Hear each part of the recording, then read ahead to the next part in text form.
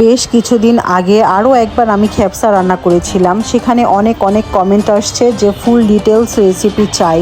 তো আজকে মূলত এই ভিডিওটা শুধু তাদেরই জন্য, কারণ আজকে আমি কোনো কিছু স্কিপ না করে ফুল ডিটেলসে আমি বলবো যে কি কি ইউজ করেছি।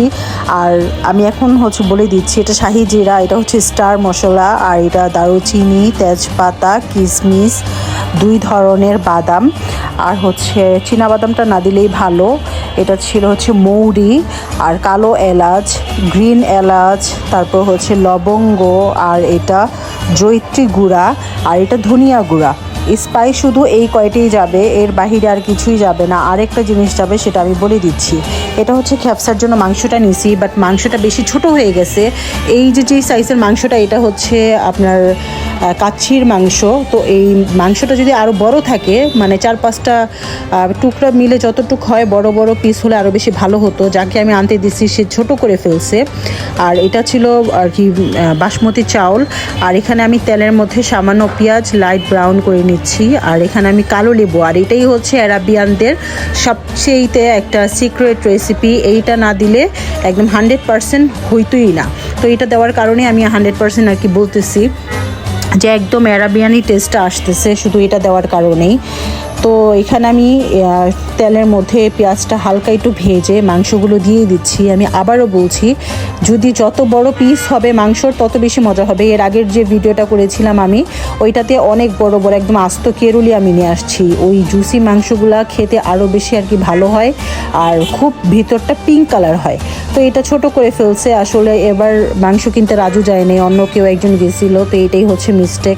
ভাবছি এটাই বড় মাংস, এভাবেই নিয়ে যাই। তো এই যে আস্তে আস্তে যে মশলাগুলো দেখতেছেন, এগুলো আমি একটা ছোট পোটলার মধ্যে অথবা একটা পুটলি বানাবো। সেটা আপনারা এরকম পাতলা কাপড়ও নিতে পারেন বা জালি ব্যাগও নিতে পারেন, যেন মশলার রসটা বের হয়, মশলাটা যেন বের না হয়ে যায়, তাহলে ছাকরা বাকরা লাগবে, এই আর কি। এই যেরকম একটা ছোট পোটলা বানাবো, সেই পোটলাটাই আমি মাংসতে দিয়ে দিব। এটার ফ্লেভারটা যাবে মাংসতে, আর এই যে ছাবাগুলো থাকতেছে, এটা পুরোটা এটার ভিতরেই থাকবে। এতে খুব স্মুথ একটা টেক্সচার আসবে, আর মানে ফ্লেভারটাও আমি পাচ্ছি, এই আর কি। আর যদি আমি পুরোপুরি গুঁড়া করে দিতাম ফ্লেভারের জন্য, তাহলে কালারটা নষ্ট হয়ে যেত, এত বেশি সুন্দর একটা কালার আসবে না, আপনারা দেখতে পারবেন সামনে। এখন আমি কিছুটা আদা রসুন দিয়ে দিলাম, আর প্রেশার কুকারের ঢাকনাটা আমি লাগাই দিব। আপনারা চাইলে যাদের প্রেশার কুকার নাই, তারা নর্মাল পাতিলেও করতে পারেন, সেখানে অনেক লং টাইম লাগবে। এখানে আমি যে ধনিয়া গুঁড়া, শাহি জিরা, আর কি বলে এটাকে, জয়িত্রী গুঁড়া, জয়ফল দিবেন না, জয়ফলের স্মেলটা অনেক বেশি স্ট্রং হয়, তার কারণে ভাল লাগবে না খেতে, বিরিয়ানি লাগবে।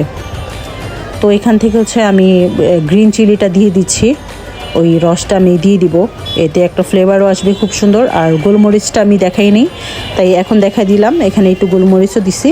তারপর আমি ঢেকে দিব যতক্ষণ আর কি সিদ্ধ না হয়। খুব সুন্দর একটা সিদ্ধ হবে, আমি আপনাদেরকে সবই শেয়ার করবো ডিটেলসে। এখানে আমি বাসমতি চালটা সুন্দর করে ধুয়ে নিচ্ছিলাম, যেন একটু ময়লাও না থাকে। খুব সুন্দর করে আমি ধুয়ে ভিজিয়ে রাখবো বেশ অনেকক্ষণ। এখন আমি রান্না করব 2 ধরনের চাটনি। এই খ্যাপসার সাথে 2-3 ধরনের চাটনি হলে খুব মজা লাগে, যেটা অ্যারাবিয়ানরা করে আর কি।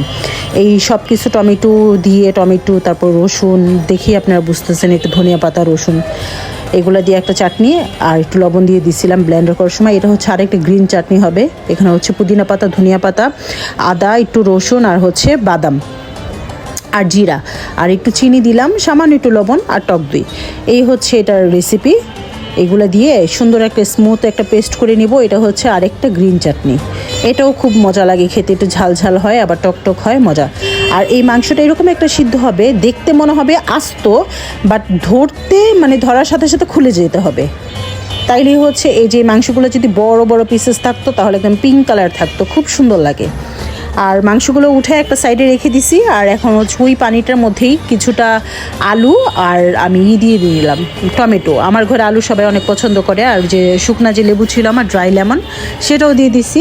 এখন ওইটা আমি সিটি দিয়ে নিচ্ছিলাম, সিদ্ধ করতেছিলাম অন্য চুলায়। আর এখানে একটু ঘিয়ের মধ্যে কিশমিশ, বাদাম এগুলো আমি সব অল্প জালে একটু ভেজে নিব, একদম লাইট ব্রাউন হবে, বেশি ব্রাউন হবে না। তো এটা আমি আর কি ভেজে সাইডে উঠায় রাখতেছি। তারপর হচ্ছে আমি সেই ঘিয়ের সাথে আরও কিছুটা ঘি আর তেল মিক্স করে অল্প একটু পেঁয়াজ লাইট ব্রাউন করে ভেজে নিব সুন্দর করে। এরপর হচ্ছে আমি চাউলটা দিয়ে দিব। আর অপর চুলায় কিন্তু আমার সেই গরুর যে মানে পানিটা ছিল, এটার মধ্যে যে আলুটা সিদ্ধ হয়ে গেছে অলরেডি, এখন আমি আলুটা উঠায় নিতেছি খুব সুন্দর করে। আর সেই পুটলিটা আছে না, সেই পুটলির থেকে একটা চিপ দিয়ে আমি রসটাও বের করব। রসটা বের করে আমি সেই ফেলে দিব, ছোবাগুলো আমি ফেলে দিব, সেটা আমি আর নিব না। এখানে আমি হচ্ছে ভাজা ভাজা করব না, কিন্তু এই মাংস চাউলটা এরকমই থাকবে। সাথে সাথে ইনস্ট্যান্ট হচ্ছে আমি এই যে গরুর যে যে এই ঝোলটা, এটা আমি সব ঢেলে দিব। মানে পোলাও চালের মতো, বিরিয়ানির মতো ভাজা ভাজা করার কোনো দরকার নাই। এরকম করে আপনার সাথে সাথে আর কি চাউলটা দেওয়ার পরই ঢেলে দিবেন সেই পানিটা। এই পানির সাথেই হচ্ছে চাউলটা সিদ্ধ হবে, বলক আসবে। আপনারা হচ্ছে অনুপাত করে পানিটা দিবেন। আপনি তো বুঝতেই পারবেন যে কীরকম আর কি, কতটুকু পানি দিলে ভালো হয়, চাউলটা সিদ্ধ হয়। এরপর আরও কিছুটা পেঁয়াজের বেরেস্তাটা দেখাইতে খেয়াল নেই, পেঁয়াজ বেরেস্তা দিয়ে দিছি। আর সেই বাদাম কিশমিশ রাখা ওইগুলো হচ্ছে দিয়ে দিলাম। কোনো ধরনের দুধ আপনারা ইউজ করবেন না এটার মধ্যে। তারপর হচ্ছে বিফ, আলু এগুলো সুন্দর করে একদম ঢুকায় দিচ্ছিলাম। ঢুকিয়ে তারপর হচ্ছে কিছুটা কাঁচামরিচ দিয়ে দিবেন। আমি যখন পোলাওটা দিচ্ছি তখনই হচ্ছে, পোলাওতে যখন পানি দিচ্ছি তখন কাঁচামরিচ দিয়ে দিচ্ছি। আরও কিছুটা আমি ঘি দিয়ে নিচ্ছি। তারপর ছোট্ট একটা টুকরা করব যে কয়লা দিব, সেই ছোট্ট, অনেক বেশি যেন স্মোকি না হয় এটা খেয়াল করবেন। খুব লাইট যেন একটা স্মোকি হয়। ছোট্ট এক টুকরা কয়লা সাথে একটুখানি সয়াবিন তেল দিয়ে সাথে সাথে ঢেকে দিবেন। আর অবশ্যই ফ্রাই প্যানের যে ছোট ফুটাটা আছে ওইটা টিস্যু অথবা কাগজ দিয়ে অফ করে দিবেন। আমি কিন্তু অফ করে দিছি। এখানে আমি একটু বোরহানি বানিয়ে নিছি, একদম ঠান্ডা ঠান্ডা, খেতে অনেক বেশি টেস্ট লাগবে। আর এই হচ্ছে আমার ফাইনাল লুক। এখন এই মাংসগুলো হচ্ছে আপনার মিট কালার হয়ে গেছে। এইটা যদি অনেক বড় বড় পিস থাকতো, যেটা এর আগের বার আমার ছিল, তখন বড় বড় থাকলে পিঙ্ক কালার হইতো, ওইটা আরও অনেক বেশি সুন্দর লাগে। টেস্ট অ্যাভারেজ একই রকম, কিন্তু হচ্ছে আর কি লুকসটা আরও বেশি অন্যরকম আসে।